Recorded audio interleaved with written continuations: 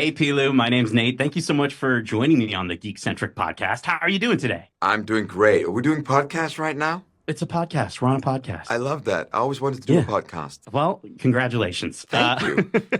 I have to tell you, and listen, I promise I'm not under the mule's influence when I say this, but you are staggeringly excellent in this show, dude. Oh, thank you, You, Nate. I love you're so you good. and your podcast already. This is going to be a great conversation.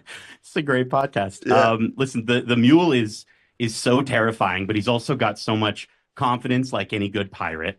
How much fun is it to sort of play this character that is so full of swagger, but equally terrifying at the same time? I love it. I got to do a little bit of it on Game of Thrones, and I got a lot more served when we were doing Foundation. And it's always wonderful to do a character that's so.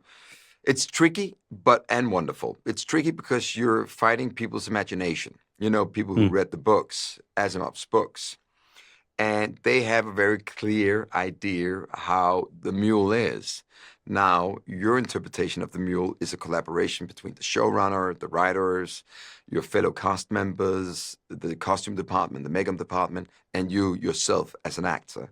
So you need to find something where you can all relate and identify the character so I can portray him.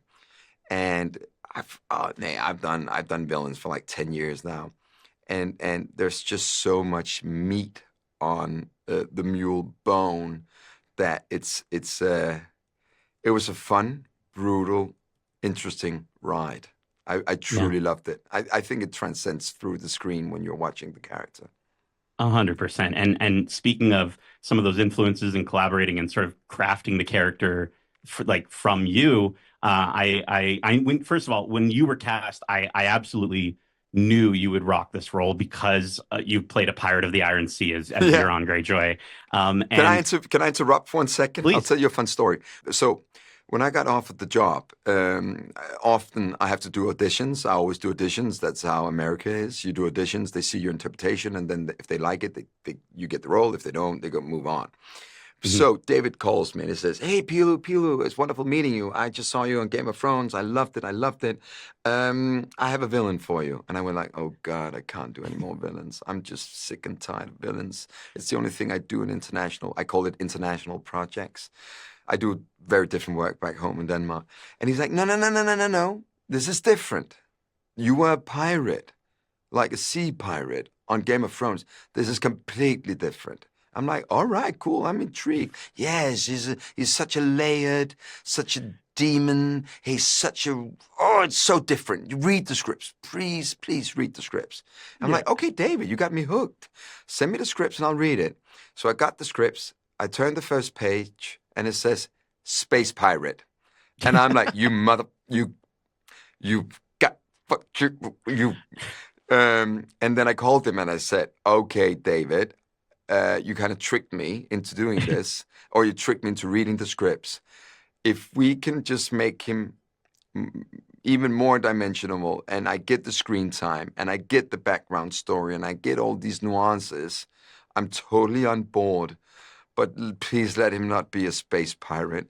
And he's like, okay. And then I show up, and I'm a space pirate. You're a space pirate. But you listen, Fool me once, shame on me. Fool me twice, still shame on me. but you rock it, and like any good sort of adaptation, you look to inspirations. And I read that with Euron Greyjoy that I think at one point you said you based him partly on Keith Richards. Are there any other rock stars you had in mind when No, coming up with the Mule? that was for sure Keith Richards. I wanted to do a guy who survived 60 years of rock and roll. That's like Euron Greyjoy surviving 60 years at sea, uh, doing weird stuff like cutting out their tongue, etc., the crew's tongues. No, for this one, it went a completely different approach.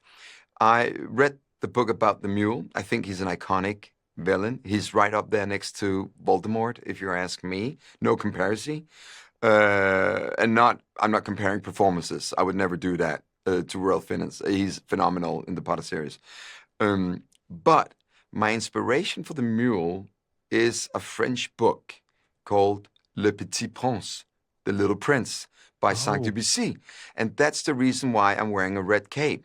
I wanted the book about the little prince is about a guy who's on a little planet with a rose as his best friend in a little glass ball, trying to go to Earth because he wants to understand humanity.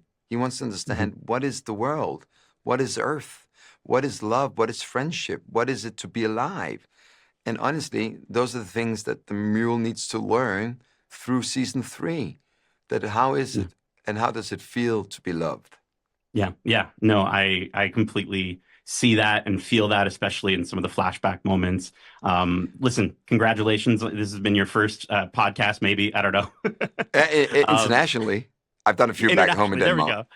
There we go. Excellent. Well, listen, Pilou, thank you again so much for taking the time to chat with me. I'm loving this agent of chaos that you're bringing to the show, and I can't wait to see what you do next. No, thank you so much. Thank you so much.